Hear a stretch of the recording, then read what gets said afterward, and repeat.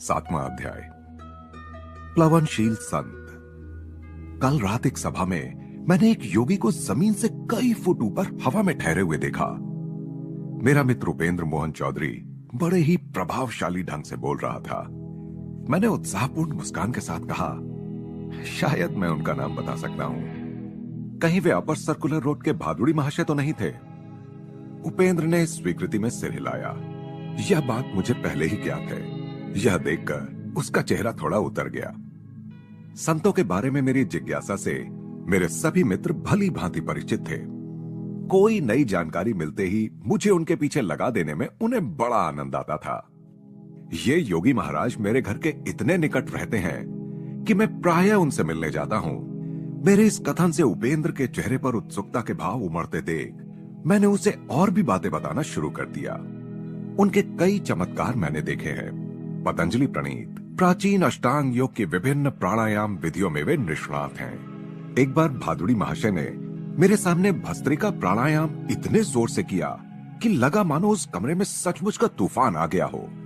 फिर उन्होंने गर्जन करते श्वासोच्छ्वास को बंद कर दिया और वे अति चेतनता यानी समाधि की एक उच्च अवस्था में निश्चल बैठे रहे।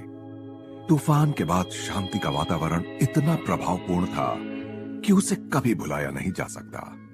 मैंने सुना है कि वे कभी घर से बाहर नहीं निकलते। उपेंद्र के स्वर में कुछ अविश्वसनीयता झलक रही थी। वास्तव में यह सच है। विगत 20 वर्षों से वे घर के भीतर ही रहते आए हैं। केवल हमारे पर्व त्योहारों के अवसर पर वे स्वयं ही लगाए इस नियम को थोड़ा ढीला करते हैं। जब वे अपने ही अहाते में स्थित सामने की पगडंडी तक जाते हैं, वहां पर भिखारी जमा हो जाते हैं, क्योंकि संत भादुड़ी अपने दयार्द्र हृदय के लिए प्रसिद्ध हैं। गुरुत्वाकर्षण के नियम को ठुकराकर वे हवा में कैसे रह पाते हैं? कुछ प्राणायामों के अभ्यास से योगियों के शरीर की जड़ता नष्ट हो जाती है। तब उनका शरीर हवा में उठ जाता है या फिर मेंढक की तरह यहां से वहां फुदकने लगता है। जो संत योगाभ्यास नहीं करते वे भी ईश्वर के प्रति तीव्र भक्ति की अवस्था में हवा में ऊपर उठते पाए गए हैं। इस संत के विषय में मैं अधिक जानना चाहता हूं। क्या तुम उनकी सायंकालीन सभाओं में जाते हो? उपेंद्र की आंखें कौतूहल से चमक रही थीं। हां, मैं प्रायः जाता हूं। उनके उपदेशों में विद्यमान विनोदपूर्ण चुटकियों और हास परिहास में मुझे बड़ा मजा आता है। कभी कभी मेरे लंबे अट्टहास से सभा की गंभीरता भंग हो जाती है। भादुड़ी महाशय तो उसका बुरा नहीं मानते, किंतु उनके शिष्य खा जाने वाली नजरों से मेरी ओर देखते हैं।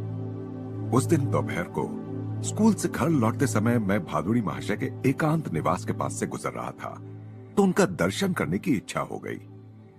जन साधारण के लिए उनका दर्शन दुर्लभ था।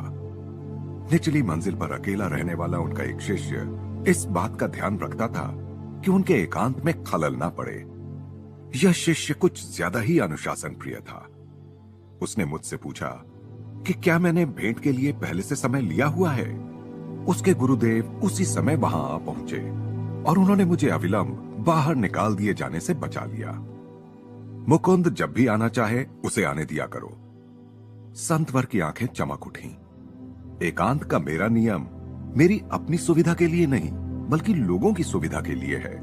संसारी लोगों को उनके मोह जाल को तहस नहस कर देने वाली स्पष्टवादिता अच्छी नहीं लगती।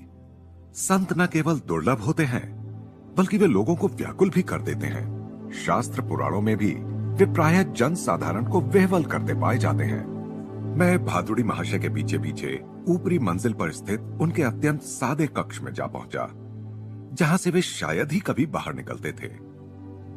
संसार की क्षुद्र उत्तेजनाओं के तीव्र गति से नित्य बदलते चित्रों की ओर संत जन प्रायः कोई ध्यान नहीं देते। केवल युग युगांतर में स्थिर हुए कालजयी सत्यों पर उनका ध्यान केंद्रित रहता है। संतों के समकालीन लोग केवल उनके संकीर्ण वर्तमान के लोग ही नहीं होते। महर्षि, जहां तक मैं जानता हूं, अब पहले ऐसे योगी हैं जो हमेशा घर के अंदर ही रहते हैं। भगवान कभी कभी अपने संतों को अप्रत्याशित परिस्थितियों में डाल देते हैं कि कहीं हम यह ना सोचें कि हम संतों को एक विशिष्ट नियम की चौखट में बिठा सकते हैं। आरोग्य और शक्ति से ओतप्रोत अपना शरीर उन्होंने पद्मासन में स्थिर किया। उनकी आयु 70 और 80 वर्ष के बीच थी, परंतु आयु या निष्क्रिय जीवन पद्धति का कोई अप्रिय लक्षण उनके शरीर पर नहीं था। उनका सुगठित एवं सीधा शरीर प्रत्येक दृष्टि से आदर्श स्वरूप था। उनका मुखमंडल पुराणों में वर्णित ऋषियों के समान था। भव्य मस्तक, भरपूर दाढ़ी, शांत आंखें, सदैव ईश्वर की सर्वव्यापकता पर स्थिर। वे सदैव दृढ़ता के साथ सीधे बैठते थे। हम दोनों ध्यानस्थ हो गए। 1 घंटे के बाद उनकी सौम्य वाणी ने मुझे जगा दिया। तुम प्रायः ध्यान लगाते हो, परंतु क्या तुम्हें कुछ अनुभव हुआ है? वे मुझे ध्यान से अधिक ईश्वर से प्रेम करने का स्मरण दिला रहे थे। साधन को ही साध्य समझ लेने की भूल मत करना। उन्होंने मुझे कुछ आम दिए। अपने गंभीर स्वभाव में भी मुझे हमेशा ही आनंदित करने वाली अपनी विनोद बुद्धि को प्रकट करते हुए उन्होंने कहा, साधारणतया लोगों को ध्यान योग से जल योग अर्थात जलपान अधिक अच्छा लगता है। योग के विषय में उनकी इस शब्द क्रीड़ा को सुनकर मैं ठहाके लगाकर हंसने लगा। क्या हंसी है तुम्हारी? उनकी दृष्टि में वात्सल्यपूर्ण चमक प्रकट हुई। उनका अपना चेहरा सदैव गंभीर ही रहता था, परंतु उसमें भी परमानंद पूर्ण मुस्कुराहट की झलक होती थी। उनके विशाल कमल नयनों में सदैव एक दिव्य हंसी छिपी होती थी। उन्होंने मेज पर पड़े अनेक मोटे मोटे लिफाफों की ओर संकेत करते हुए कहा, वे पत्र सुदूर स्थित अमेरिका से आए हैं। वहां की कुछ सोसाइटियों के साथ मैं पत्र व्यवहार करता हूं, जिनके सदस्य योग शास्त्र में रुचि रखते हैं। वे कोलंबस से बेहतर दिशा ज्ञान के साथ नए सिरे से भारत की खोज कर रहे हैं। उनकी सहायता करने में मुझे खुशी होती है। दिन के उजाले की तरह योग शास्त्र का ज्ञान भी उन सब के लिए है जो इसे प्राप्त करने के इच्छुक हैं। जिसे मानव की मुक्ति के लिए ऋषियों ने अनिवार्य समझा है, उसे पाश्चात्य लोगों के लिए हल्का करने की आवश्यकता नहीं है। बाह्य अनुभव भिन्न होते हुए भी सबकी आत्मा एक समान ही है, और जब तक योग का कुछ न कुछ अभ्यास नहीं किया जाता, तब तक ना तो पाश्चात्य और ना ही पौर्वात्य लोग उन्नति कर सकते हैं। उन्होंने अपनी शांत दृष्टि मुझ पर स्थिर की। मेरी समझ में तब यह नहीं आया कि उनके वक्तव्य में भविष्यवाणी युक्त मार्गदर्शन छिपा हुआ था। वह तो केवल अब, जब मैं ये शब्द लिख रहा हूं, उनके द्वारा प्रायः दिए गए संकेतों का पूर्ण अर्थ मेरी समझ में आ रहा है कि मैं किसी दिन भारत की शिक्षाओं को अमेरिका ले जाऊंगा। महर्षि, मैं चाहता हूं कि आप जगत के कल्याण के लिए योग शास्त्र पर एक पुस्तक लिखें। मैं शिष्यों को तैयार कर रहा हूं। वे स्वयं और उनके शिष्यों की श्रृंखला जीवंत पुस्तकों का काम करेंगे, जो समय के स्वाभाविक क्षय और टीकाकारों की अस्वाभाविक टीकाओं से अछूते रहेंगे। संध्या काल को उनके शिष्यों के आने तक मैं अकेला ही उनके साथ रहा। शिष्यों के आने के बाद भादुड़ी महाशय ने अपना अद्वितीय प्रवचन शुरू किया। शांत बाढ़ की तरह अपने श्रोताओं के मन के कूड़े करकट को बहा ले जाकर वे उन्हें ईश्वर की ओर ले चले। विशुद्ध बांग्ला में वे हृदय स्पर्शी दृष्टांत देते जा रहे थे।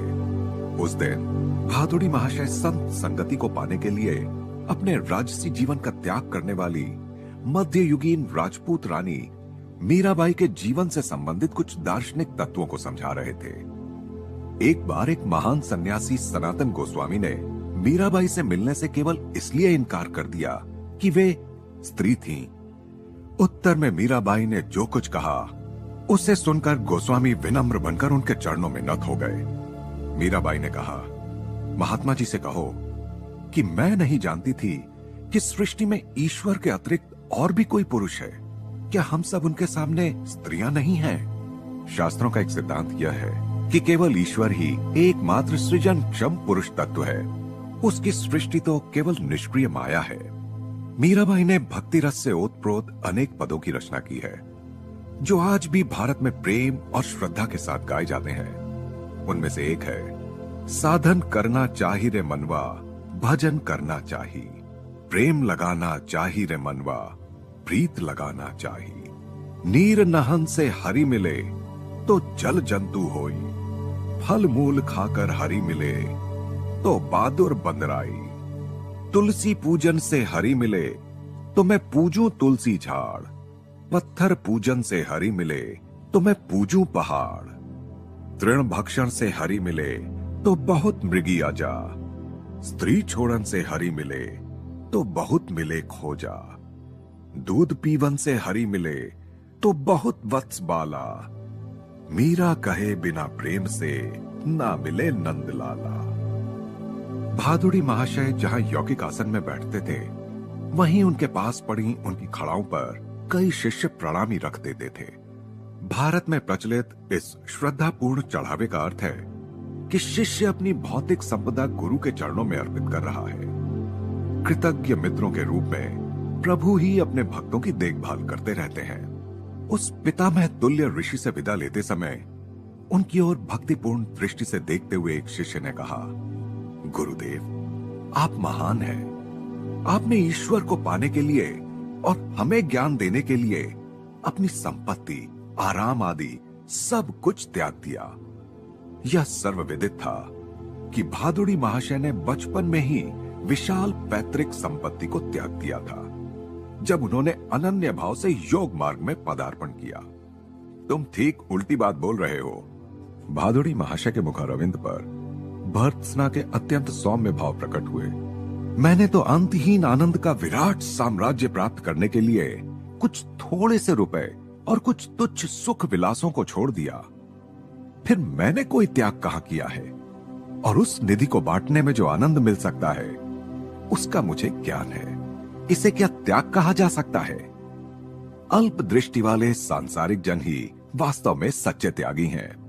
वे अद्वितीय दिव्य संपत्ति को संसार के मुट्ठी भर तुच्छ खिलौनों के लिए त्याग देते हैं। त्याग की श्लोक विरुद्ध व्याख्या को सुनकर मेरी हंसी छूट गई, जिसमें किसी भी भिक्षुक संत को तो कुबेर का मुकुट पहनाया जाता है और धन गर्भित करोड़पतियों को अनभिज्ञ शहीद बना दिया जाता है। विधि का विधान हमारे भविष्य की योजना किसी भी बीमा कंपनी से अधिक अच्छी तरह बनाता है।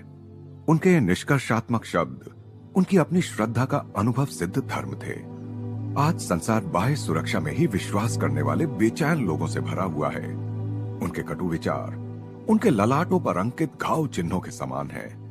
जिसने हमारे प्रथम श्वास के साथ ही हमारे लिए हवा और दूध की व्यवस्था कर दी हो, वह भगवान अपने भक्तों की दिन प्रतिदिन की व्यवस्था करना भी जानता है। स्कूल से छुट्टी होते ही इन संत के द्वार की तीर्थ यात्रा करने का क्रम मैंने जारी रखा।